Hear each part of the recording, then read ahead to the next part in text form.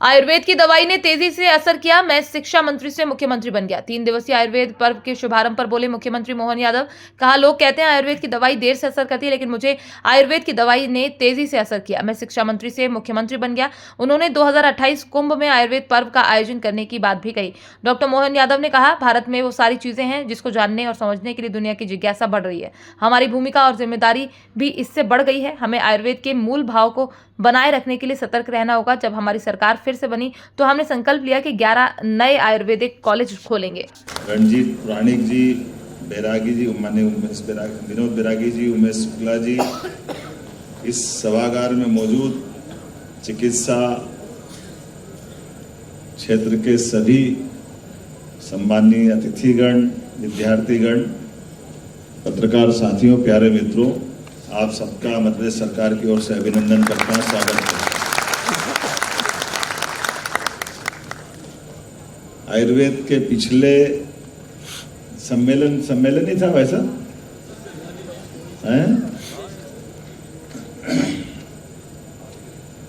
मैं मान के चलता हूं, लोग कहते हैं आयुर्वेद की दवाई बहुत अच्छी तो रहती है लेकिन समय लगाती है, ऐसे ही कुछ बताते हैं। तो पता नहीं, मेरे में तो जल्दी असर कर गई। मैं उस समय शिक्षा मंत्री था, आप मुख्यमंत्री।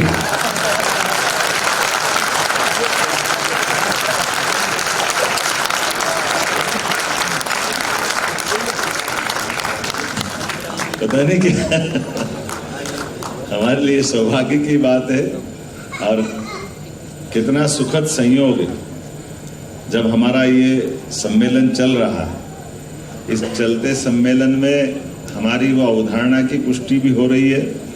जब ये माना जाता है कि समुद्र मंथन हुआ था और समुद्र मंथन में कई सारी चीजें निकली, उसमें भगवान धन्वंतरी भी प्रकट हुए, तो मुझे इस बात का दोहरा आनंद है। प्रयाग में मंथन भी चल रहा है, हमारे उस विश्वास की पुष्टि भी हो रही है गंगा तीरे।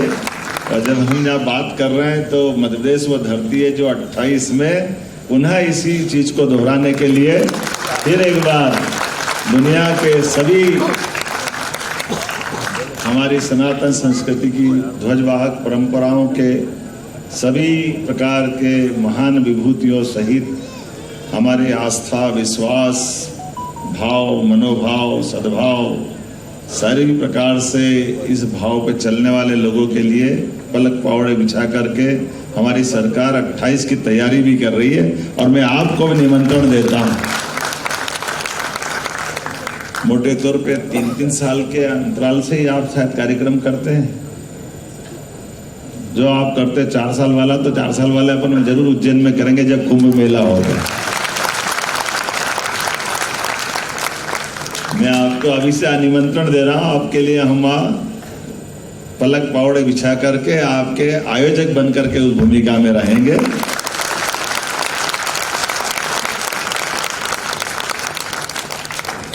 जब आयुर्वेद की बात कर रहे हैं तो आयुर्वेद वास्तव में आज के समय में हजारों साल पुरानी परंपरा, लेकिन ज्ञात इतिहास में 5000 साल पुरानी तो मान ही लें। लेकिन अब जब दुनिया इस तरफ जा रही है, देख रही, समझ रही है, हम उनके एक तरह से राजदूत हैं। भारत हमारी इस विधा का दुनिया के अंदर, और यशस्वी प्रधानमंत्री तो क्या बात है, आपके ब्रांड एम्बेसडर है, ब्रांड एम्बेसडर। और भारत से बाहर जाकर के यशस्वी प्रधानमंत्री श्रीमान नरेंद्र मोदी जी कितने प्रकार से कोई व्यक्ति कितने मोर्चे पे